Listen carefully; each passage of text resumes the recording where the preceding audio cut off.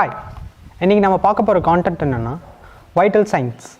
Vital science அப்படின்னா என்னென்னு கேள்விப்பட்டிருக்கீங்களா?